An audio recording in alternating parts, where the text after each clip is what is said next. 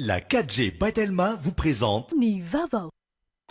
Arabatra amin'ny saramanitra aty amin'ny Batimax ny tena fety anary sy tsara lalàna mahazo Arahinao ny fampalalam-baovao miaraka amin'ny Batimax ny kalitao amin'ny vidiny mirary. Mba ho fafinarita ny fampalalam-baovao ho arahinao miaraka amin'ny La vache qui rit ho finaritra ny tontolo andronao.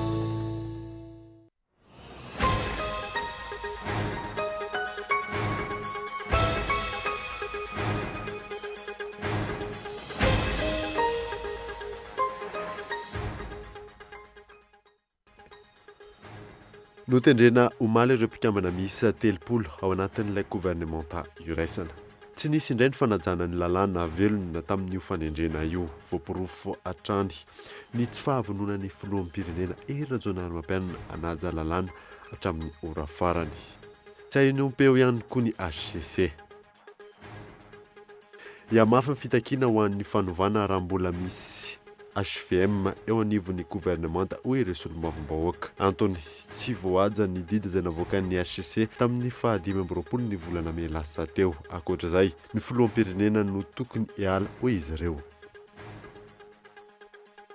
Naneho ny tsy fankasitrahany ireo minisitry izay voatendry hitatana ny ministeran'ny fitantanam-bola sy ny teti-bola any ministeran'ny posta sy ny fifandraisana ireo mpiasa teo anivon'ny ireto ministera rotota ireto tamin'ity androany ity. Olona roa indray no tsara vitana nandritra ny fisarihana androany tao anatin'ny fandarana sokola sy kolona ny maraina teo izay tafiditra hatrany anatin'ny fankalazana ny fetiny indray izay karakarain'ny eto amin'ny Cool TV FM. Eo amin'ny maresaka iraisam-pirenena anana fifandraisana mahafinaritra isika izay nambaran'ny filoha Amerikana nanoloanan'ny Kim Jong-un nandritra ny fandraisan-tanany teo amin'ny rotota androany. Nadidinireo arahanao afaka fotoana fohy.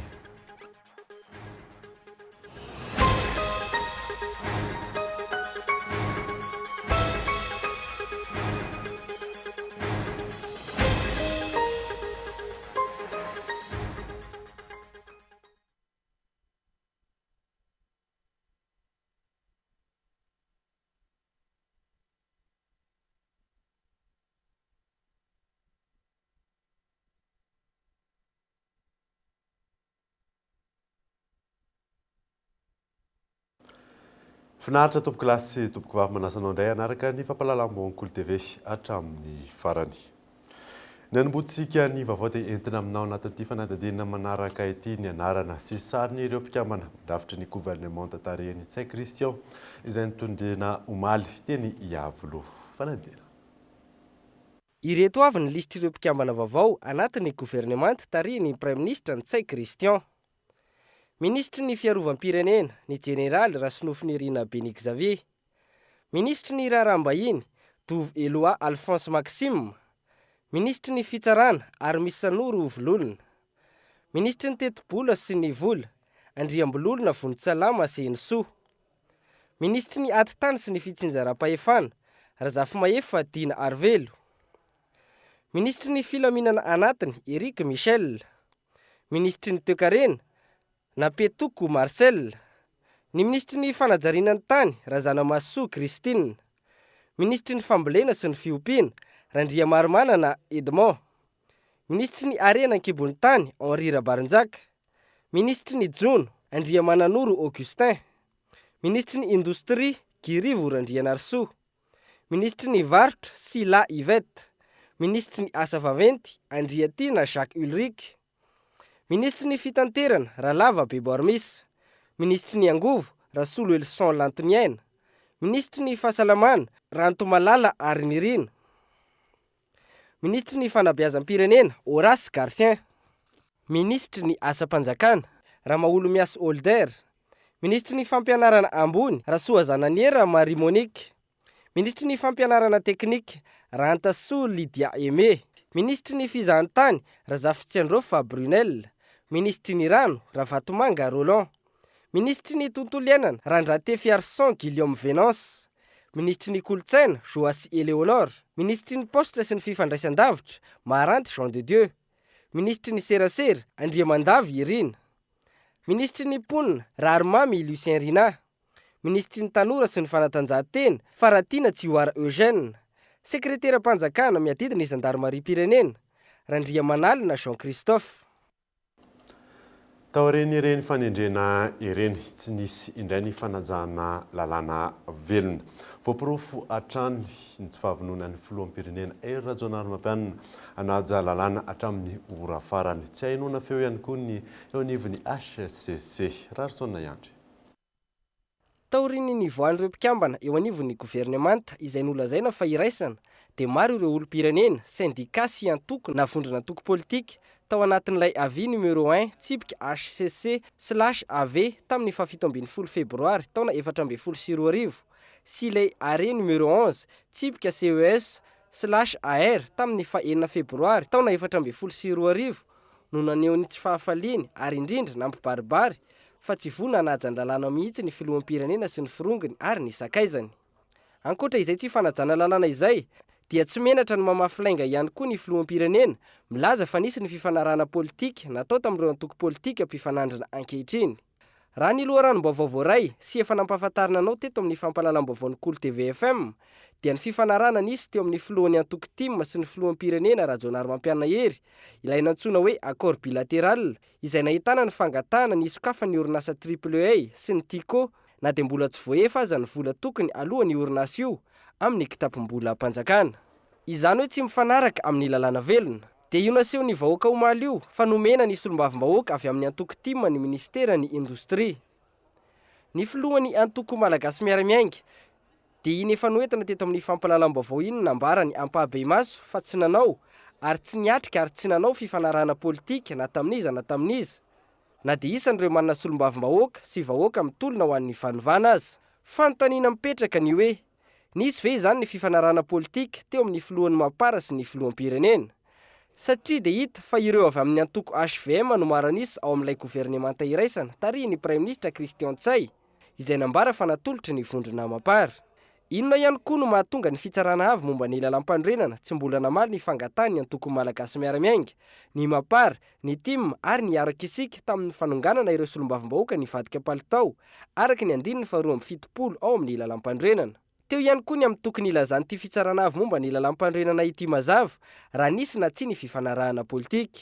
Raha nisy dia oviana no natao, taiza no nanaovana izany ary izavy no nandray anjara tamin'izany fifanarahana politika izany. Misy raha donko ao, hoy ny Plaza, izay matohatra amin'izao tsy mbola nahinopeo amin'ireo rehetra ireo ny HCC. Raha teny Analakely kosa indray dia mafy ny fitakiana ho an'ny fanovana raha mbola misy HVM eo anivon'ny gouvernemanta hoy ireo solombavim-bahoaka Antony tsy nonajaina ilay didy izay navoaka ny HCC tamin'ny 15 ny volana May lasa teo. Gaetan Andriatsilavo. Tokony ho tamin'ny roa sasany vao nanomboka ny tolona ho an'ny fanovana teto amin'ny kianjan'ny 13 May. Na izany aza, tonga maro ny vahoaka nanatrika ny tatitra toy ny mahazatra. Isan'ny nisongadina nandritra ny fandraisam-pitenenana ny fanehoan-kevitra manoloana ny governemanta vaovao. Tsy ekena ny fiverenan'ireo ministra teo aloha. Tsy ekena ihany koa ny HVM izay notakiana hatr'izay ny fialan'izy ireo eo amin'ny fitondrana hatrany amin'ny fotony. Nasorona hoe tsy matolona vana azafady tsy fanamboarana natao teto. Miandamindamina hoe amamboary dia asorona ty dia afilo ty. Miala complet. Zay ny fantatra atao amin'io. Miala daholo izy menakavy. Vetivety hoe ty place 12 anareo. Mipotrika ane anareo. Tiradala. Fona hoa. Efa tenenitsy ty. Napala politika na tafiditra anatin'ny mety. Niatsy avy mbola zay maroday azy. Natrany amin'ny assemblée. Niatena hitso. Dia namanao amin'ny mavety tsy azo naray ary.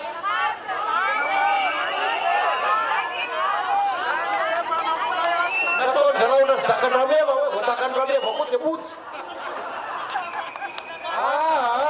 Izy mety zay naninana iny hoe mba hitolona ho an'ilay firenena mba hitondra fanasoavana fanovana ho an'ny fiaina malagasy. Fa tsy andeha hitady seza voaraiky ty. Rehefa tonga tiako adiko ianao, non. Manoloana io fijoroan'ny governemanta vaovao io hatrany, nilaza ireo solombavim-bahoaka fa tsy nanaraka ny didina voaka ny HCC ny fananganana azy. manamafy ny fangatahana ny fametram-pialan'ny filoha Radonary Mampianina ihany koa izy ireo. Tena teto amin'ny Sabosy bevoka ny Premier Ministre Ntsay apiteraka anazy ny sazy famasiza fa nasese. Dia hoy izahay hoe raha olombelona io dia raha basora basara. Raha biby fitloha io alevisika velona. Ka teraka biby fitloha ao Marantika, ao Benik Xavier, ka ao ny sasany fito reo ny fahavalony lasa rambony biby ery satria valo zareo zany. Eto mitodika amintsika député amin'ny fanovana mizery ansika ireo vahoaka ireo nagnome singa ndraiky ny syndicat izay sagnany latedo amengateto ka izay vonona iaraka amin'ny vahoaka ity misangana eto zana anazy.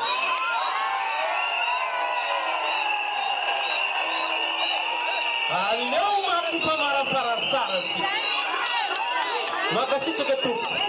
Nilaza ihany koa ireo solombavambahoaka fa iamafy ny tolona, iamafy ihany koa ny fitakena fanovana ary tsy hijanona raha tsy tonga any amin'ny tanjona nirina.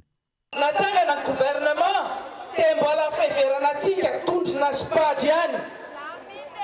Ka izahay mijoreto na nisy député 10 areo mora aminay manala député 10 miverina aty fa tsy d'accord amin'ireo gouvernement ireo izahay.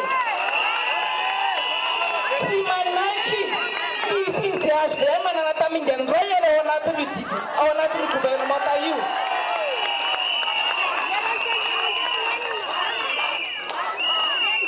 Tsy manaiky ny fisin'ny azo ve manahiray fotsiny azay ao anatin'ny gouvernement ta. Fa nitsakitahana ny didim-pitsarany didin'ny HCC ny nametrahana ny gouvernement ta io tsy manaraka ny didim-pitsarana manitsakitsaka ny didin'ny HCC ianareo ary ho an'ny Prime Ministre manokana mialatsiny anareo namana maparako tena mialatsiny fa izy anisany manitsaka ny didim-pitsaran'ny HCC amin'izao. Tsy fantatro VP fa tokony raisina amin'izany fa ampitahoany hoe nanisaka ny didin'ny HCC satria tsy manaraka an'le hoe Prime Ministre no manolotra dia ny Président République no nommé fa ny Président République no manolotra ary nanendry zay ny misy eto subira fotsiny le Prime Ministre eo. Tsy mety zany. Efa nitenitety izahay zahay sy manana patron rasiza anareo vahoaka. Tsy zay ziny. Upurufuna ianareo fa namoizana gn'agnanay ity sy hiala isika rastozy ny tanjona. Tsy vitany vavabe koa ity fa mila nareo miesika. Mila na miesika avao koa. Eo nareo syndicat aidio manomboka androany ny bureau mpanjakana rehetrarehetra.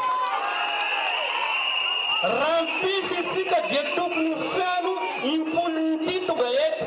Rahampitso araka izany, ifamtony eny amin'ny kianjany 13 hatrany ireo solombavambahoaka ho an'ny fanovana sy ireo syndicat na fikambanana ary ireo vahoaka mitaky ny fametram-pialan'ny filoham-pirenena sy ny fitondrana HVM. Tahaka izay ihany koa dia tsy ekena ny HVM eo anivon'ny gouvernement hoy ireo fikambanana olon-tsotra sy syndicat teny amin'ny kianjany 13 tamin'ity androany ity Gaëtan Andriatsilavatra. Ankoatra ny fandraisam-pitenenana sy ny tatitra nataon'ireo solombavambahoaka, naneho ny heviny ihany koa ireo olon-tsotra, fikambanana, solontenan'ny mpianatra sy syndicat. Ankoatra ny fitakena fametram-pialan'ny filoha Radonary Mampianina, isan'ny nisongadina tamin'izany ny tsy fankatoavana ny firafitry ny gouvernement vaovao. Manapaka karamana piasa mpanjakana be indrindra amin'izao fotoana izao Radonary Mampianina zany. Izahay tsy mila mpitondra fanjakana manapaka ny avancement sy ny reclassement piasa mpanjakana noho izany niaratolo. Dia tsy manaiky marindrano ny fanendrena ministre HVM ary eto ihany koa izay dia mbola mangataka tsy misy fepetra ny anesorana ny ekipany HVM ray matolotra amin'ny ministère fampianarana io. nitodika tamin'ireo solombavambahoaka ihany koa ny afatra ary ny laza fa tsy tokony hampifangaro ny firena politika sy ny fitakiana izy ireo. Dia tsy manaiky tena tsy manaiky mihitsy anty ministra ny SVM aty sy ireo ministra redoublants ireo. Ny antony dia izao fifidianana mangarahara no takiana raha mbola ampiditra andreo ministra ireo donc tsy maintsy mbola misy izany mikolokolo ao anatin'izay ka no takianay indrindra aminareo député 17 dia izay tsy mila an'io azay vonina hatrany farany ny analan'ireo sandrodanandreo. Ny antony izay mitaky fivana fanovana satria sahirana loatra ilay vahoaka malagasy. Mbola itoy ny tolona ary itoy ihany koa ny fampikatsona ny fampandehanan-draharaha rehetra raha ny fanazavana mandra-piala ny filoha Herra Jaonary Mampianina sy ny firongony amin'ny toerany tanteraka.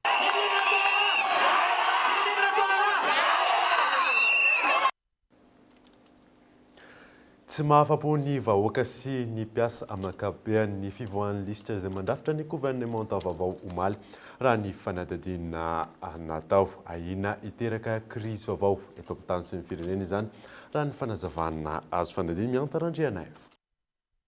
Ny fahitako azy zany dia mbola sisy fivoahan-zavatra ampilamina misy zany eto Madagasikara zany io fanovana ny gouvernement io zany na ny PM zany. Fampidirana ny PM ko voalohany zao dia efa misy zigzag isan-karazany misy teo. Io zao sy mampilamina voalohany io. Dia faharoa ny fananganana ny gouvernement. Mbola be dia be ny HVM moa zany. Sy milamina misy io zany na mbola be dia be ny HVM zany. Na andika ny lalàna navoaka ny HCC misy ny président zany. Raha fahitana azy io zany dia mbola 70% HVM. Mety hampiova zavatra ve hitondra fanovana marina ve? Raha ny sary misy dia sarosarotra ihany ny ampitondra fanovana an'ilay raha. Satria sy mifagnaraka amin'ny raha tenenina teto ny raha misy. Fahitako anazy aloha zany ohatra ny ankaso ihany ny ambodepona. Zay ny fahitako anazy. Tsy hitako zany zavatra mova amin'ireo anefa ny ohatra ny hoe araky ny tolona zany ilay hoe mitady fanovana. Ary koa mifangatahany tolona dia hoe sisy tamingana HVM ny ao kanefa ny mbola misy io dia galina zany tsisy zavatra miova zany raha mbola ohatr'izao zany ilay izy. Fahafantarako anazy manokana zay. Ampany amin'ny faneho-kevitry ny olon-tsotra nanontaniana izay taorian'ny fahafantarana ireo andrafitra ny gouvernement omaly. Diso fanantenana izay no azo amehezana ny hevitry ny maro. Manamafy hatrany ny tsy fanarahan-dalàna ataon'ny filoham-pirenena ihany koa ny fisian'ireo ministra teo aloha anatin'izao gouvernement vaovao izao sy ny famaroan'ny ministra HVM. Ahina tsy hitondra filaminana eto amin'ny firenena ny fanendrena gouvernement teo, hoy ny teo anivon'ny CDE na ny Club Développement et Éthique Serge Safimahova. Mampieritreritra ihany les compositions des gouvernements satria raha mitondra famantenana zany ny fanendrena amin'ny Premier ministre dia hita zany fa kely dia kely ny fahafahana ny Premier ministre nanendry ny membre ny gouvernement satria mino fa tsotra niny mihitsy ny composition gouvernement raha nalalaka izy ny membre ny gouvernement ankehitriny zany be dia be zany somary mampiaya ihany misy ao amin'ny toerana fa misy tena mampiaya. Tsy haiko raha hoe hitondra filaminana zay ny zavatra mipetraka eny dia zao hoe misy zany crise préélectorale ankehitriny zany hoe alohan'ny fifidianana zany dia efa misy crise zay lalipaka dia efa tsy maintsy jerevana ihany koa amin'ny vahaolana amin'ny crise post électorale zay hita hoe ho avy. Raha zao ny fipetraka io gouvernement io dia minomino fa hoe misy crise post électorale indray io. Raha ny zava-misy tsy mifanaraka amin'ny andinin-dalàna ny volana febroary taona 2024 ny fandrefetana ny gouvernement iny. Raha tokony antoko mapara no voalaza ho tokony azo ministera maro indrindra ankehitriny avy amin'ny antoko HVM avokoa ny maro anisa amin'ireo ministra ireo.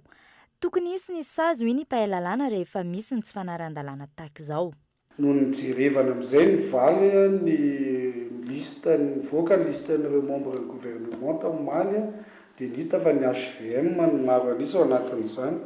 Zany hoe efa mazava ny didim-pitsarana iny tsy azo ivalozana didim-pitsarana ny HCC kanefa ny mbola mihodina indray izy ty amin'ny fampiarana azy satria ny maro anisany HVM matreto aloha ka inona no atao rehefa tsy manaraka ny didim-pitsarana raha ny tena izy dia misy sanction foana manaraka an'izay fa raha ny hoe iza ny appliqué anazy iza ny manana force exécutoire ny erga omnes ny anarany amin'ny droit s'imposer izany hoe tsy maintsy tanterahany rehetra ilay izy dia ny HCC ihany no angatahana amin'izay fotoan'izay angatahana vy ohatran'ireo avy rehetra rehefa mivoaka zany ny lazain'ny mpanao politika fa ny eritreretany an'ilay didim-pitsarana dia izy ihany no anontaniana hoe mety ve io par rapport ny zavatra navokana sa tsy mety satria hatreto dia tsy mifanaraka aloha mazava tamin'ity androany ity saika nanao fihetsiketsehana avokoa ny sendikan'ny mpiasa maro manerana ny renivohitra tsy manaiky ny fiverenan'ireo minisitra teo aloha amin'ny toerany nisy ihany koa ny sora-baventy maneho ny tsy fanaikin'ny mpiasa ny minisitra notendrena manameloka ny fanendrena ny Rina Andriamandavy seta ho ministra ny serasera ny ordre des journalistes de Madagascar araka ny fanambarana navoakan'izy ireo tamin'ny ity androany ity fanadina tsy mba nisan'ireo nanery ankolaka na mivantana izay tokony ho ministra miainy serasera sy ny fampalalam-baovao ny mpanao gazety na inona fivoaran'ny toetra raty teto amin'ny firenena hatramin'izay ka hatramin'izao nanatanteraka ny asany amin'ny maha-matianina azy hatrany ny mpanao gazety na dia ny sedra ny mafy sy sarotra aza matetika ho fanajana ny etika sy ny deontolojika sy ny zony olom-pirenena azo vaovao feno sy voamarina ary voalanjalanja amin'ny endriny maro lafy hoy ny fanambarana navoaka ny OGM na ny ordre des journalistes de Madagascar androany fanaovana tsinotsinona ny mpanao gazety ny fanendrenany ministra miainy asa amin'izao gouvernemanta iraisan'izao anomanana sy hiatrika fifidianan'izao noho ny tsy fisiany fankan-kevitra raha ny fanambarana trany tsapa fa nomeny mpanendry vahana kokoa ny famahana ny olany samy mpanao politika fa nodinganina ny lafiny teknika tamin'ny fanendrena ministra manana andraikitra lehibe ampisy fitoniana meloa mandritra ary aoriany fifidianana nefa ny mpanao gazety nefa izao natao faralainy ka anampivesarana azo tsy fantatra izao noho izany manamafy ny filohan'ny olavitry ny mpanao gazety eto Madagasikara sy ny mpanao gazety rehetra fa manameloka io fanendrena tefy maika ny ministry ny serasera io ary mitaky fandraisana andraikitra amin'izay manam-pahefana tandrify izany miantso ny mpanao gazety rehetra manoloan'izany ny OGM anatrika ny famindram-pahefana ho fanehoana ny tsy fankasitrahana io fanendrena io everina fa tsy midika ho fiombana na fitazomana amin'ny toerany ny ministry ny serasera teo aloha raha Jason ary Laurent izao fanambarana nataony OGM izao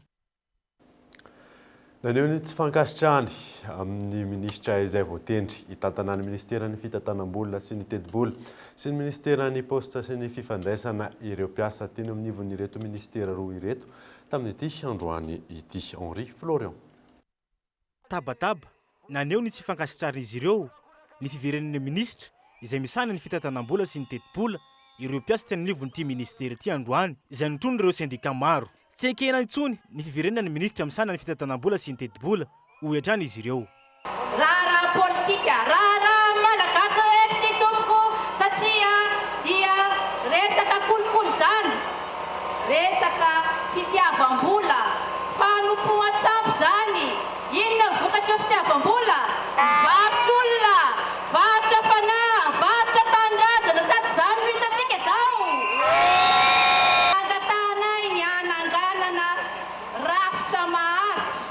mba amondronana ny zavatra rehetra takiny vahoaka sy marary azy na anaovana favoritisme tsy manaiky izahay fa satria efa ela no ny afino malagasy efa ela no ny aretana n'izany marary rehetrarehetra izany ka tsy azo tapotapenana fotsiny atao ohatrany be miray ka efa aloha mbola tapenana zavatra vaovao sora-baventy maneho ny tsy fankasitrahana ny tantanan'ny ministra Maharantsy de Dieu ny ministera ny potra sy ny fifandraisana ihany koa no ny vandravandra eo anolohan'ny vavahadiny ministera tsy enkena intsony ny fiverena hitantana ministera efa voatsipaka ireo mpiasa tena nivon'ny fopy ny ministra Maharanty ary tsy ankasitrahana izy ireo hitantana ity ministera ity indray fa eto zay dia mametoky anareo fa miaraka foantsika ary mipiasa mpanjakana zany dia tokony rano sy vary foana tsaky jery hoe ministeraisty na ministera iza fa rehefa mpiasa mpanjakana dia tokony ray présidentsika mifiraisakina mpiasa eto Madagasikara no présidentsy magistrat eto Madagasikara tsisy atahoranao izany efa be da be ny mpiasa narovantsika tany amin'ny tribunaly tsisy zavatra tokony ampiasa saina anareo izao zay mitambatra vato zay misaraka fasika raha mandeha irery anareo dia hosahirana ataoviny anareo ketreo tsara ny anareo fa sady miaraka amin'ny vahoaka rehetrarehetra izay nangatana aminareo dia zao idio ny trano tsisy mila maharaty zany eto ny alahelonay nanapahany maharaty zany dia dia ny karaman'ny mpiasa alahelonay ary alahelonay tsy ho zakany maharaty za dia dia mihitsy ny zany hatreto hatraminy voan'ireo mambra ny gouvernement taomaly sy ny fiverenan'ireo ministra efa tsy ankasitrany vahoaka indrindra fa ireo mpiasa-panjakana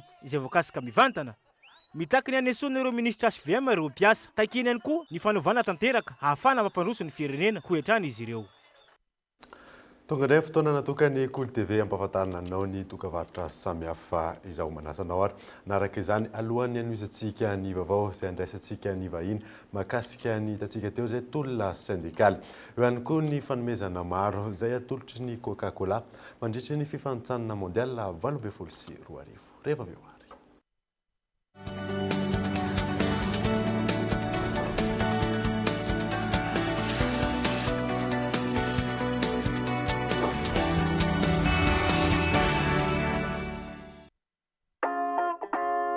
Fetindray mandritry ny herinandro be zao miaraka amin'ny Cool TV sy Cool FM ny alarobia 10 jona lalaova miaraka aminay loka goavana no sariana ao amin'ny fandarana sokolona sikloiny afantaranao fomba fandraisana anjara ary ao tsy tapaka ny pejiny Cool TV FM ary ny fandarana sokolona sikloiny milalaova dia mazaho loka goavana ho an'ny dada mazaho bon d'achat 100 000 ariary avy amin'ny Macafy boutique ary bon d'achat 100 000 ariary avy amin'ny Shoprite Cool TV, Cool FM, Dinton.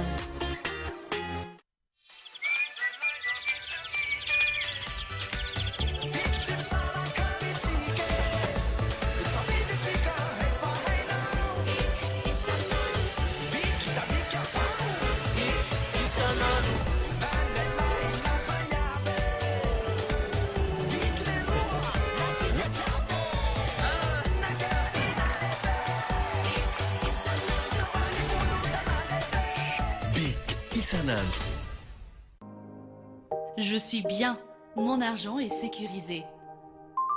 Je suis libre, tout mon argent est disponible immédiatement. Je gère mes comptes 24 heures sur 24, 7 jours sur 7. Je savoure la simplicité. Je profite de tout faire avec mon téléphone. J'ai du temps en plus pour les miens. J'adore chaque instant. Je suis gagnant sur tous les plans. Mvoul to Bank, Bank to Mvoul. Tout mon argent disponible à tout moment, gratuitement, où que je sois, pour toutes mes actions. Rendez-vous vite dans votre agence BNI et BOA Madagascar. Mvoul, simple, immédiat, sécurisé. Misava bavondray, ao anatin'ireo lavashkiri ankafizinao. Ny lavashkiri vaovao izay efa be calcium azy vitamine amin'izao fotoana izao dia mbola miampy fera indray ilain'ny ankizy amin'ny fampiasana vadana sy saina ento fanany lehibe ihany koa ary matsiro sy mampazoto tomana foana mba ho fafinareta amin'ny mpianakavy lavashkiri ho finaritra ny tontolo andronao arabatra amin'ny saramanitra aty amin'ny Batimax ny tena fety anary sy tsara lalàna mahazo fihenam-bidy 10 hatramin'ny 10 isan-jato be zao amin'ny karazana entana maro mandritra ny volana jona io arana ianareo fa ngaza ihany mahazo tapakila isaky ny mahafeny vidin'entana 10 metsy ariary ny azo eo akitelo tombo vitany loka mety ho azo bon d'achat 10 metsy ariary hatramin'ny 3 tapitrisa ariary dia loge eo ihany fisariana ny 30 jona amin'ny 1 ora Batimax, ny kalitao amin'ny vidiny mirary. Retrouvez les tendances déco du moment chez Géant du Meuble. Avec ses nouveaux salons design, classiques, modernes, avant-gardistes ou épurés. Et ses salles à manger, tendance et stylées. Et des accessoires de tous les styles pour agrémenter votre mobilier. Découvrez de nombreuses idées innovantes dans notre showroom. Apportez une touche de fraîcheur dans votre intérieur. Géant du meuble, bien moins cher, bien chez soi. Grande promotion jusqu'au 30 juin 2018.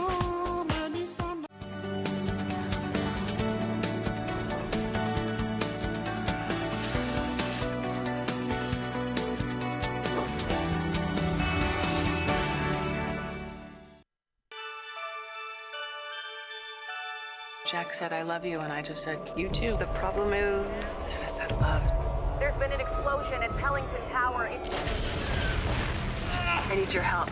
My husband and son are in there. If I tell you to do something, you do it without question, okay? My word is law. Are we gonna die here? Building's in danger. You have to get out of there now. Catherine Bell. I'm not leaving my family. The premiere movie event. No matter what happens, I love you. High Rise Rescue. Araky ny bande annonce teo iny Rise Rescue izay indray no horonan-tsary drama horantsika anio alina amin'ny folora latsaka faefany eto amin'ny Cool TV. Fa ny anoizantsika ny vaovao dia tsy nahafapo ny syndika ny mpiasan'ny fahadiseranana ny fitohizan'ny ministeran'ny vola sy ny tedi-bola eo amin'ny toerany. Fantatra io maraina io fa eroso amin'ny fitokonana faobe ireo mpiasan'ny fahadiseranana manomboka rahampitso. Michela Renardo. Iroso amin'ny fitokonana faobe ireo mpiasan'ny fahadiseranana manerana ny Madagasikara manomboka rahampitso. Anton'izany raha fanazavan'ny syndikan'ny mpiasan'ny tsy faneken'izy ireo ny fitazomana ny minisitra ny vola sy ny tedi-bola eo amin'ny toerany. Ity farin' izay voalazan'izy ireo fa isan'ny fototry ny olana eo anivony ity ministera ity indrindra ho an'ireo syndika. Ohatra tsara ho fantatra angamba dia tsotra matony tokony ny syndika dia misy zavatra maharary ao ary izahay dia averiko indray mandeha fa ao anivon'ny ministeran'ny finance dia tsy nidoanina rery manana olana amin'ny raha matoa ministra fa niditra tanatin'izao fitokonana izao ny impôt ny imprimerie nationale. Raha ny fanadihadiana natao samy manana ny marary azy ireo syndika miisa 3 eo anivon'ny ministeran'ny vola sy ny tedi-bola ireo ary io ministra ny antoko HVMU no fototra voalohany tsy ahafahana mamany olana. Iamafy ny tolona raha teo aloha teo dia niezaka izahay ny hoe nametraka ny service minimum dia hitanareo tsara fa mbola nandeha tsara daholo ny ataontsika hoe ny 40% ny fampiasana ny sampandraran'ny douane zany fa amin'izao fotoana izao dia oferanay tsy hisy intsony ny service minimum dia lana tsiny ho an'ny mpanjifa zany satria matoa zahay mitaraina raha ivolana sy tapany tsy nisy ny aino araka ny teneninay dia mbola efa imbe dehibe zay alohan'ny anendrenan'ny ministra hoe nitaky izahay ny fifampiresahana efa niona tamin'ny prime ministre izahay nilaza fa tsy mety aminay ny amerenana an'io ministra na io fa mbola miverina izy moa zany dia samy tompona andraikitra zany ato amin'ity firenena ity. Raha tsy ahivina ny olana mikasika ny ametisa sy ny avancement no takiny ireo syndika ny mpiasan'ny hetra mikasika ny fametrahana ny gasnet kosa ho an'ny syndika ny mpiasan'ny fahadiseranana. Hatreto aloha mienjandroa mitady. Manambahiny ny sampana fampalalam-baovao amin'ity alina ity. Vahiny anankiroa moa vahintsika androany tsy zany fa Andriamatoa Andriana Valina Erzo zay avao amin'ny Saint-Pido zay filohan'ny Saint-Pido eto amin'ny kiraka eto koa misy ny Andriamatoa Rabalala Rado zay ao amin'ny syndikan'ny Air Madagasikara miarabanareo tonga soa eto amin'ny fampalalam-baovao. Malaza be mantsy ankehitriny voatendry ireny omaly ny membre ny gouvernement vaovao zay hoe gouvernement iraisana. Nareo mpitarika syndika ny syndika koa efa namoaka critère na olona tokony hipetraka amin'izany ministra zany voahaja fa izay critère nareo zay. Ya misaotra antsika atao amin'ny Cool TV nanasanay amin'izao fotoana izao miaraba ny vahoaka malagasy miaino miaraba ny mpanolotra ny fandarana. Tsara ho fantatra dia nametraka tokoa ny syndika ary anisan'izany ny Saint-Pido ny amin'ny olona zay tokony hitantana ny ministera ny finance. Izahay dia syndika maromaro no mitolona amin'ny zavatra tsy mety ao anatin'ny ministera ny finance dia eo ny SNAIM, ny SANSIMA, ny imprimerie nationale ary ny Saint-Pido. Ny zavatra nitakina hatrany am-boalohany dia ny hoe tsy tokony hiverina amin'ny toerany intsony raha matoa ministra. Ny antony dia tsotra be dia be ny zavatra tsy mety izay hitanay fa tsy mety ao ny resaka gasnet mampimemimenina ny mpiasa ny fahadiseranana ao ny resaka ametisy mampimemenina ny mpiasa ao amin'ny etra ary ihany koa ny fikasan'ny sasany izay naika hanao privatisation ny imprimerie nationale ka zany zavatra zany no antony natonga anay ny takony hoe tsy mety tsony ny iverenan'ny ramatoa ministra ary zay no nitakina teo amin'ny ray volana sy tapany teo eo dia ankehitriny ny verina ilay ministra namany tsisy dika ny tolona zay natao kanefa ny ray volana sy tapany nampikatsona an'izay secteur teo anivony tsirairay zay dia verinay fa tsy azo ekena kosa n'izany zavatra zany satria efa imbenombeny zay no miteny hoe tsy mety raha mbola miverina eo zany olona izany. Ivererantsika zay amin'ny Andriamatoa Ratorapala. Ny andray zany mbola manantitra le araba zay noentiny namana Ersoa avy amin'ny Saint-Pidou teo. Ny azy zany fomba fijeriko azy dia zao hoe raha mandinika isika ny tsy hoe ny syndicat rery fa maro firaisamonim-pirenena no nangataka hoe mba aleo teknisiana no hiditra ao anaty andrafitra le gouvernement. Inona ny antony? Neverina satria hiatrika fifidianantsika izao, satria anomana fifidianantsika dia aleo zany olona zay manana ny ataontsika neutralité, zany hoe tsy miandany amin'ny antsona ny zaroa no hitantana le gouvernement. Zay aloha zany ankeviny anankiray. Eo ihany koa zany zay efa noahina hoe sanatriny zany ve dia ho tonga aminahady seza isika zay fantatritsika raha ny zavatra tantara nisy aloha satria be da be miteny hoe tokony hoe makalesona amin'ny tantara isika zavatra nisy le niady seza rehefa aveo lasa aveo ny tomobilim-panjakana ho ampiasaina hitetezana faritra. Ny sanatry izany le vola mpanjakana mety hiasa hoentina hampandany an'le candidat amezana vana ny candidat zay tohanan'le ministra eo.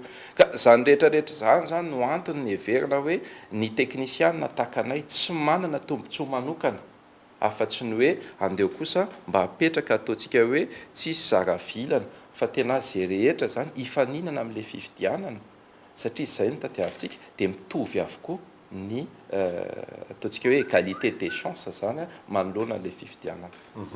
Ny teninareo teo hoe ny teny moa ianao Andriamatoa Ersoa teo hoe ny ray volana sy tapany nisy foana ny tolona ny syndicat tsy vita hatrany farany zany ity zao ny tolona miverina ministra ohatra zao aminareo miverina mitoerany ministre ny finance ahoana ny toyany raha ohatra ka zao hoe tonga amin'ny tanjony kosa ny en'ireo antoko politika zay tafapetraka eo amin'ny toerana amin'ny tenena teo ady seza nahazo seza zareo mety mijanona zany ny tolon'ny député 370 eny amin'ny kianjan'ny 370 Mai ohatra raisitsika amin'izay ahoana ny tolon'ny syndicat. Ny tsara ho fantatritsika fotsiny dia mazava ny anay ny lutte syndicale ny nataonay dia nisy tanjona napetraka tao ka mazava ho azy zany fa na hifarana ny 370 Mai tsy hampaninina anay ny fifaranany anazy fa ny anay kosa dia mitoy ny tolona ary mapetraka tsara mazava tsara fa ireo zay tanjona napetraka rehetrarehetra efa ny fanarahana tamin'ireo namana mpiara-mitolona mpiara-miasa izany dia mazava ho azy zany fa ny anay kosa raha mijanona ny endry zareo mpanao politika ny endry syndicat zany atomboka indray ny anay zany ary tohizanay ny anay satria zavatra anankitelo mazava ny anay ny takinay dia ny hoe fialan'ny ramatoa ministra ny fanafoanana ny contrat ny gasinety sy ny fanasorana ny ametisy ary ireo fitakina kely majinijinika toy ny avancement ny alignement grille indiciaire zay hikambanana amin'ny mpiasa-panjakana rehetrarehetra satria mazava ho azy fa ny mpanao politika dia nijanona amin'ny resaka fitakina politika fa ny anay zany dia niady sytolona foana ny anay amin'ny asa mandrarahanay ahoana ny fomba hanatsarana ny fari-piainana ireo mpiasa-panjakana izay hita fa tena mitrongo voahomana tokoa amin'izao fotoana izao ary tena ny fahoriana zay mahazo an'izy ireo dia tsy hahafahana tsony mipetraka amin'ilay tena mifantoka amin'ny asa izay tokony ho tanterahany zany fa lasa mierikerika noho izay fahantrana lalina izay kanefany ny mpanao politika zany mieritreritra fa hipetraka amin'izay zavatra izay rehefa avy nampiasa n'ireo mpiasa ireo dia heverina kosa zany fa tsy rariny ka dia izay no hanetanana mandrakariva ny mpiasa-panjakana rehetra endao tohizantsika ny tolonantsika satria misy zavatra tsy mety eto amin'ity firenena ity izay tsika vahoaka sy mpiasa no tokony homena sehatra bebe kokoa mba hahafahantsika mampandroso an'ilay firenena dia tsy tanteraka nefa zay ka zay no iarahantsika mbola hanohizana n'ilay tolona zany. To zany tolona dia inona nataonareo amin'izay fanohizana tolona zay? Za zany aloha raisika any le fanontaniana apetraka teo aloha dia toizako amin'izay malaza tanteraka andreo député 3 sanjoro nitondra teo amin'ny kianjany 13 mea reny zavatra izay efa nirahana reny. Ataoko fa rehefa niseho reny ataontsika hoe fitoriana napetraka teny anivon'ny HCC reny dia ny zavatra hita dia zao aloha hoe constater les infractions fa tsy voapetraka le haute cour de justice. Rehefa constater dia nomena fa famindrapo 10 andro ny filohan'ny République ametraka azy. Avy eo ihany koa dia mbola nomena karazana sursis zany amin'ny fafana miara-miasa amin'le gouvernement zany. Zavatra hita aloha zany zao ny atsasa manila le ministère dia saika any antoko HVM. Ny ministère de souveraineté dia lasan'izy ireo avokoa. Za zany androany tena aleo mihitsy zany satria efa nomena famindrapo zay izy. Ny vahana amin'ny lafiny politika le izy raha ataontsika zany nisy piste nitondrany ny HCC atsika zay neveriko fa fausse piste satria na zareo manam-pahaizana amin'ny lalàna aza dia manaiky fa nihoatra no ny tokony tena attribution ny HCC reny nataony reny. Fa nitady filaminana antsika dia samy nanaiky fa zao zavatra tondrana antsika zao tonga amin'ny ataontsika tsika zany hoe cul de sac tsy nampilama le izy. Andao hiverina any amin'le point de départ ka ny point de départ amiko dia tsotra be nomena famindrapo nga Rajaonary Mampianina io no nanaovana anazy zao zany amiko tsisy afa-tsy ny fialan'ny filoha Rajaonary Mampianina ihany ny vahaolana. Dia ahoana zany toyan'ny tolona syndicat? Ny toyan'ny tolona syndicat zany dia mazava ho azy miantso an'ireo namana rehetrarehetra any amin'ny ministera. Be dia be zao no miteny amin'ireo ministra miverina na miova posta fa tsy mila an'ireny izahay. Zay zany zavatra tsara ho fantatritsika. Ilay nomination ny membre ny gouvernement lasa miteraka korotany any anivon'ny ministera. Ministera mety mipetrapetraka teo lasa mikitaba amin'izao fotoana izao satria olona avy any amin'ny ministera hafa no alefa ao aminy izay tsy mampilamina azy. Ka eto izay dia miantso ny firaisan-kina syndikaly mba hijoro hitsangana isika amin'izao zavatra hita fa miatra amin'ny firenentsika izao izay tsy mampilamina antsika mpiasa mba hanohatra ny zavatra tsy rariny rehetrarehetra ka dia manainga antsika rehetrarehetra mba hiray feo, hiray saina, hifametana antsika mba ahafahantsika mametraka lamina vaovao izay everitsika fa hitakina ny zoantsika sy hitakina ihany koa ny fiarovana ny asantsika tsirairay aby. Ny angamba ny amaliko an'izay dia zao hoe douanier namako atsy pilote ny tenako tiako tenenina amin'izany raha mijoro izahay raha everiko fa sa izahay ataonay hoe ny carrière anay mihitsy 3 taona zao ngagangidina tsy nikitika aeroplanina. Ny carrière n'izany atao hoe douanier zany no ataony en jeu antsika miteny zao. Za zany tena te hanainga le vahoaka malagasy, reo mpiasa malagasy tsy akanavaka, tsy tena hoe hoarako mihitsy le maha syndicaliste fa le mpiasa malagasy. Ozy aho hoe raha resaka 5 alina sy 2 hetsy na 3 hetsy ange amin'izao fa tena tsy tafavoaka ianao hoe. Nenao aza tsy tafavoaka mba manahoana ny antaranakao. Eo zany ny aningako mahafantatra ny toetra anay ianareo. Be da be ny teny hoe radorabarolala ange nareo fotsiny tarihany fa izy hitsoka mbola ty tsy nitsoka zany ka ny tiako tenena androany zany te hanainga ny olona mihitsy zay tsy mbola nivadika tamin'ny tenerana ary vonona raha resaka intégrité everiko fa manana ihany izay ampanetretena ka zay zany vonona hitaritolona ary ifanaiky mihitsy amin'izay olona vonona anaraka anay fa ny anay dia miverina foana amin'le point 0 aleo mihitsy aloha hiala filoha Rajaonary Mampianina. Manomboka eo zany tsisy miakatra ambony latabatra na fifanarahana raha tsy efa miala aloha io filoha io. Ny aza mbola mety tena ary zay dia mametoko vahoaka, mametoko mpiasa malagasy fa aleo mihitsy ny aloha satria raha mbola zao zange miteny aminao hoe fa miditra anatin'ireny hoe nataoko hoe niezaka renao ny fofotra nampianatra ny zanakao ka tonga hatrany amin'ny anjery manontolo ny zanakao tsy ho tafiditra any amin'ireny sekoly lehibe reny fantatrao fa kolikoly tapitrisana vao matafiditra zaza ny amin'izany atao hoe sekoly ny ataontsika hoe magistrature et des greffes namenatra aza farany teo nidorona daholo le copie zay efa seleny ny bianco seleny ny fonction publique mbola voadoro zany ianao raha mandeha miditra élève gendarme ianao raha mandeha miakatra grade ianao raha mandeha etsy zaroa tsisy zavatra manjary eto fa resaka kolikoly tsisy toerana ho anao zay mandray 10 alina sy ray etsy eto na telo etsy na ray na ataontsika hoe ray tapitrisa ariary ary ka matoa zay mijoro tsy tena ho anay loatra fa tena mba ho an'le taranaka malagasy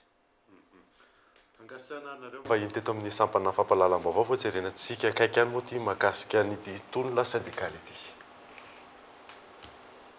tena farany zany mbola mananitranitra foana zay amin'ireo namanay syndicaliste atreto andaotsika tena iditsika amin'izay tena idiny le teo mbola avertissement ihany fa andao tena iray iny tsika andao idina amin'izay ty machine ty mba ho tsapan'izy ireo fa tsika ny manodina an'izy ty mba hiezaka amin'izay tsika iray ina zay no tena farany izay ny amin'ny fa lafim-baovao hafa kosa indray dia lasibatra ny fakana ankeriny indray ny teratany vahiny iray tetsy Soavimasoandro omaly ariva tokony tamin'ny enora fitola milanjabasy monina tanteraka izay fanafiana izay fanandina ity no trangana fakana ankeriny faefatra tao anatin'ny 2 herinandro Moustapha Eridje tale generalin'ny orinasa Ocean Trade no nisy nakankeriny tetsy amin'ny fiaonandalana tsara sotra Soavimasoandro tokony tamin'ny 9 ariva no sakanana fiara Citroën iray ilay Mazda nentin'ity karana ity ka tamin'izany no nakan'ireo fitolain'ny irony Kalaknikov ankeriny azy tao amin'ny fiara Citroën nirifatra nandositra araka ny voalazan'ny nanatry maso teny amin'ny manodidina navelan'ireo mpakankeriny teny andalana ilay fiara Citroën ary tsy fantatra intsony ny toy ny dian'izy ireo hatramin'izao raha tsy aivina vao tsy ela akory ny fankanankeriny any Navage Velgen teny Ampasapito Irishi Chandarana no fahon'ireo Jolay teny amin'ny lalam-pirenena faefatra ny 3 Jona lasa teo raha efa niaran'ny asa ratsin'ireo mpakankeriny ihany koa ny rain'ity tovolahy ity herintaona lasa zay ary Nazir Pirbey na Izozo teratany vahiny monina any Tomasina izay niaran'ny tranga fakanankeriny tany an-toerana ihany koa ny fahavalon'ny volana Jiona lasa teo mianao anatin'ny tahotra sy ny ayay ny teratany vahiny manoloana izao firongatry ny fakanankeriny izao efa nisy ny taratasy fanambarana nataon'ireo fikambana amben'ny teratany vahiny maneho ny fanoherana ny fankanankeriny sy ny tsy fandripalemana mianjady amin'izy ireo mahatsapa ho tsy misy pijery izy ireo ary mametra-panontaniana amin'ny mety ho fetran'izao asa ratsy izao variana ny raharaha politika ny tompon'andraikitra hoy ihany izy ireo ka tsy mijery izao olana mianjady amin'izao mampikaikaika ireo mpizahatany sy ireo orinasa Sabyvarody eto amintsika ny firongatry ny tsy fandriam-pahalemana indrindra eny amin'ny lalam-pirenena eny fanadiny Yves Richard mampitarain'ireo orinasa Sabyvarody ary manara-tsilaza ny sehatra ny fizahan-tany eto Madagasikara ny firongatry ny tsy fandriam-pahalemana indrindra ny fanafiana miazo ny lalam-pirenena ho an'ity orinasa Sabyvarody nanaovana fanadihadiana ity didina hatramin'ny 300,000 ny mpizahan-tany nanao famandrihan'ny toerana raha ho an'ny bolana voalohan'ny taona 2024 mpizahan-tany vahiny maro ihany koa no nanafoana ny fitsidihana any Madagasikara tao aorian'ny fanafiana ny tranga tany be kopaka farany teo Angana iny misy katikatra ina dia misy fiantraikany be mihitsy aty aminay ny client zao ny annulé daholo presque ny annulé daholo satria nilaza fa io la Réunion Maurice tena ratsy be mihitsy ny pourcentage sy tomati zao satria maro kidnapina etsy kidnapina aloha ny fanafiana alo rehetrarehetra gida misy mitifitra zay sahirana tsy dia mandeha mihitsy amin'ity tokony andeha amin'ity volana juillet août aty efa eo amin'ny 10 tao zay efa ny annulé zao hatreto moa ny volna koa misy annulé matetika tsy ohatrzay dia mety tsy mahalinatra par rapport tamin'ny roa taona zao dia efa hita hoe midina misy satria tamin'izany fotoana zao dia efa nisy sécurité fa tsy dia hoe mafy be ohatr'izao antsika zao sehatra mampidi-bola betsaka ary ankina ny toe-karem-pirenena sehatra ny fizahan-tany mbola maro anefa ny olana mampepitra ny mpizahan-tany hitsidika ny Madagasikara eo ny firongatry ny tsy fandriam-pahalemana ny toetra rahan'ny-pirenena sy ny fakanan-keriny izay mbola tsy nahitamba-olana maharitra na dia voizina hatrany aza fa efa mandray ny andraiky ny tandrify azy ny tompon'andraikitra isanambarany tongany mijanona ho vahaolana vao ny tsy tavananjo fotsiny ihany zany araka ny fanazavana toy ny raharaha fanefena tany Etsianosy manomboka ny fanapahana azo sy ny fanadiovana ny ao anatin'ny fiefy amin'izao fotoana izao ireo izay milaza fa ho tompon'ny tany ankilan'izay moa dia tsy tantaratra ny fandraisana ndraikitry ny commune Antananarivo renivohitra izay milaza fa tsy ara-dalàna ny famefena fanadina. Efa manomboka ny asa ao anatin'ilay fefy lazainy teo anivon'ny commune Antananarivo renivohitra fa tsy manara-dalàna ao amin'ny fokotany Ampatsakana. Notapahana avokoa ireo azo tao anatin'ny fefy. Manay ny amin'ny fanesorana azy ireo eo amin'ny manodidina ny fefy ireo mpivarotra. Efa tapitra ny fepotona ahafahan'ireo mpivarotra manatanteraka ny asany izay nomen'ireo milaza ho tompon'ny tany raha ny fanazavana. Hatramin'izao anefa mbola tsy nisy ny fifampiresahana teo amin'ilay milaza ho tompon'ny tany sy ireo mpivarotra. Dia tonga ny faranvolana me dia zay tsy niala mihitsy zay moa tsy manakatao dia tsy mpanana ivarotana dia mbola mipetraka mivarotra ihany zay loatra amin'izao. Dia zay mahatonga ny mivarotra eto. Izy igny mandalo ihany fa tsy dia hoe tsy mandalo e fa mandalo foana dia ny fisasany ihany na valo vao mandalo eto aminay ety efa tapitra lasa amin'izany vao tonga izy. Dia olona fotsiny nahafantarana izany ireo mpiasa madinidinika manapakapaka ny hazo nahafantarana hoe teo izy fa izy tsy miseho izany mihitsy dia nareo mpiasa ireo araferana ny vavan'ireo mpiasa ireo hoe aza miteniteny lisa aza miteniteny lisa aza miresaka amin'ireo mpivarotra ireo dia zao ilay mpivarotra marina nandalo teo dia tsy sadrisaka taminay zareo nanomboka tamin'ny lasinainy iny lasinainy talata larobia lakamisy sy masa mihitsy lahady ary izy manao andro aman'alina mihitsy ny zareo amin'ny alina izy miasa amin'ny alina izy miasa amin'ny alina fitsasany alalo manambotoana amin'ireo fanoalina amin'ny ray maraina mbola eo foana izy. Raha tsy ivona ny nambaran'ny tompona andraikitra eo anivon'ny commune Antananarivo renivohitra mikasika ity raharaha famefena tany ity. Nilaza izy ireo fa tsy ara-dalàna ny famefena ary andrefepetra manoloana izany. Hatramin'izao anefa tsy hita izany fandraisana andraikitra izany ary narirariran'ireo tompona andraikitra teo anivon'ny commune Antananarivo renivohitra ny mpanao gazety teto amin'ny Cool TV FM na ny tany no mety ho antony izany. Etsy ankilan'izay manararaotra manohy miasa ny ireo milaza ho tompon'ny tany. Olona roa hafa indray no tsara vita nandritra ny fisarihana androany tao anatin'ny fandarana sokola sy kolona ny maraina teo izay tafiditra. Anatin'ny fankalazana ny fetin'indray izay karakarain'ny Cool TV FM Iona Saina. Niditra tamin'ny andro faharoa ny lalao iarahana amin'ny Cool TV FM anatin'ny fankalazana ny fetin'ny iray. Olona roa indray no tsara vitana tamin'ity androany ity. Voalohany amin'izany, Rakoto Mamory ny Rina Emile nahazo ny portrait photo ary Toketany Arasolonyaina nahazo ny décodeur Blue Line miaraka amin'ny abonnement iray volana. Ho an'ny andro ny rampitso, tsotra hatrany ny fandraisana anjara. Manisy j'aime ny page Facebook Cool TV FM. Aorin'izay, manisy j'aime ny publication izay anaovana ny fisarihana ao amin'ny andro ny rampitso ary mametraka ny teny hoe tiako be idady ao amin'ny commentaire. Ny fisarihana mivantana dia atao amin'ny fandaharana Sokola rampitso alarobia 17 Jona amin'ny 7 ora maraina. Milalova dia mazahoa loka goavana ho an'ny dada. Mazahoa bon d'achat 100 000 ariary avy amin'ny Macafy boutique ary bon d'achat 100 000 ariary avy amin'ny Shoprite. Cool TV Cool FM Dintal. Fiadinan'ny tompon-daka eran-tany amin'ny taranja baolina kitra izao maro ny fanomezana omen'ny vokatra Coca-Cola ho an'ireo mpanjifa mandritra ny lalao fifampitsanana fanadihadiana Henri Florian. Hetsika maro nomeny vokatra Coca-Cola ho an'ny mpankafy mandritra ity mondial avy any ambin'ny 14 ity. Loka maro ihany koa no zaraina ho an'ny rehetra amin'ny alalan'ireo kilalao maro samihafa eny amin'ny toerana voatokana sy amin'ireo mpivarotra efa mazatra mandritra ity iray volana ny fiadian'ny tompon-daka eran-tany ho an'ny taranja baolina kitra ity. Wala ny fandefasana mivantana ny lalao famarana ny 12 ny volana Jolay ho amin'izao. Mandritra io hetsika io dia misy ihany koa ny fampisehoana izay iarahantsika amin'ny Stéphanie Sichagne. Manomboka amin'ity volana Jona ity ihany koa dia misy ny hetsika baolina Coca-Cola izay iarahana amin'ny lasety Vangy. Io hetsika io moa zany dia mikasika manokana ny fandefasana mivantana ireo lalao fiadinan'ny tompon-daka eran-tany baolina kitra. Noho izany dia manome fotoana izahay manombotoana ny mpanjifa rehetra isaky ny asabotsy sy ny zoma manomboka amin'ny 20 ny volana Jona ho avy. Lalao karazany roa no avoalosany ny fotoana io dia ny jeu pronostique ary ny fanomezana lalao azafady fanomezana Coca-Cola amin'ny alalan'ny fividianana vokatra Coca-Cola.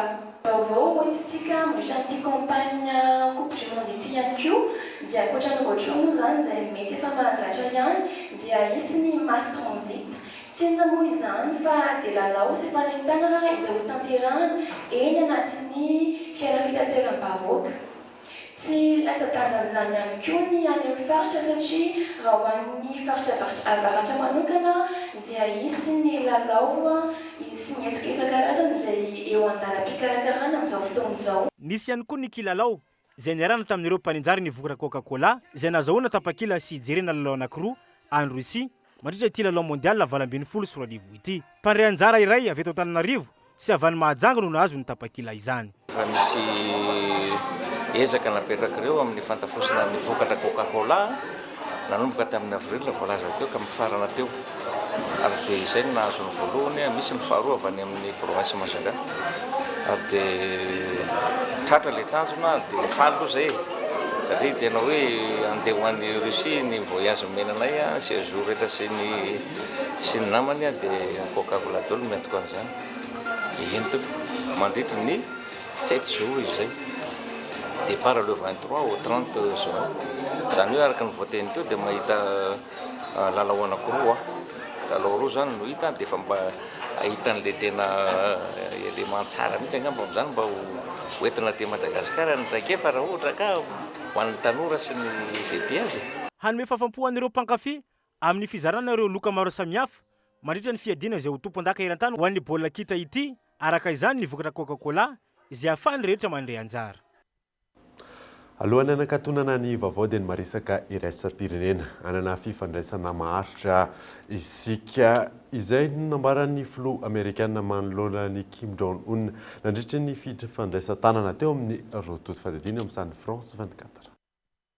Rehefa tsy nieritreretin'ny mpanara-baovao iraisam-pirenena volana vitsilasa izay tanteraka tamin'ity androany ity ny fiaonana sy ny fifandraisan-tanana teo amin'ny filoha Amerikana Donald Trump ankilany ary ny filohan'ny Korea Avaratra Kim Jong-un andaniny ny tanterahana tao Singapour tamin'ny 7 ora maraina sy 10 minitra ora tany antoerana. Anana fifandraisana mahafinaritra isika hoy Donald Trump. Fahombiazana izay no nandraisan'ny Kim Jong-un ny fahatanterahana izao fiaonana izao. Taoriny fifandraisan-tanana teo amin'ny rototo ny aonany tokany ireo filoha roa. Fiaonana izay naharitra 70 minitra. Ny alohany namonjen'ireo délégation avy amin'ny firenena rotota azy ireo. Ny dénucléarisation any Korea Avaratra no nompanandinika. Ny sekretera-panjakana Amerikana Mike Pompeo, ny mpanolotsaina momba ny filaminana, ireo no isany nanatevin-darana ny délégation Amerikana notariny Donald Trump. Taorin'izay, ny roso tamin'ny fifanaovan-tsoli hipetraka eo amin'ny tantaran'izao tontolo izao, ny mpitarika rotota. Fifanaovan-tsoli izay miompana amin'ny fanafoanana sy ny fampiatona ny fampiasana ny fitaovana ampiadiana nukleary. Miandry hatrany ny rehetra isy ny fifanarahana ivaingana eo amin'ny tontolo nukleary aoriana izao fiaonana izao. Dia izay mamarina vaovao tamin'ity alina ity ankasitrany ianao nanaraka izany sofa tsara daholo.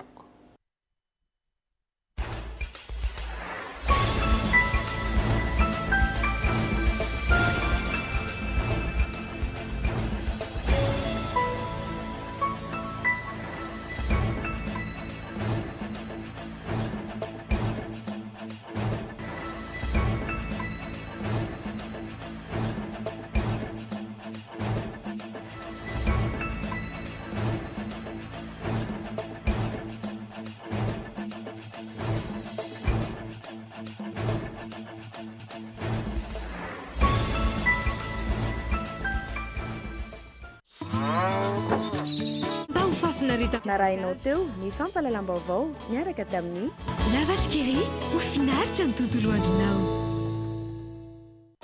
Arabatra amin'ny saramanitra aty amin'ny Batimax ny tena fety anahary sy tsara lalàna. Narahinao teo ny fampalalam-baovao miaraka tamin'ny Batimax